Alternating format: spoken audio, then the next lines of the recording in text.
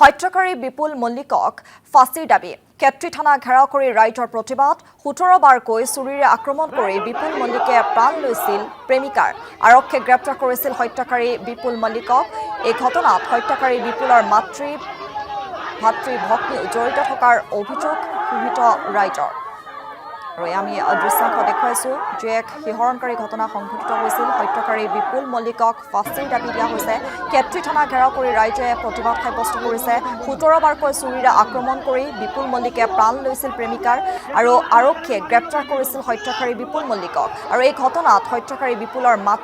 ভাতৃ ভগ্নীও জড়িত থকাৰ অভিযোগ উত্থাপন কৰিছে ক্ষোভিত ৰাইজে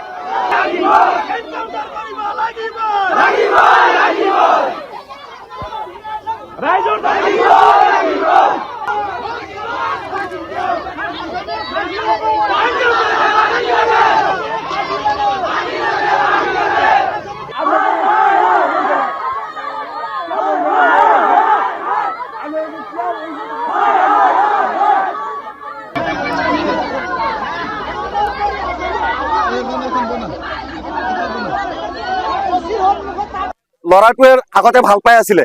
ভাল পোৱাৰ পিছতে কৈছে বিয়া পাতিব কিন্তু ল'ৰাটোক কপচু কেছতে ফাঁচি আছিলে ছোৱালীজনীয়ে বেল আনিলে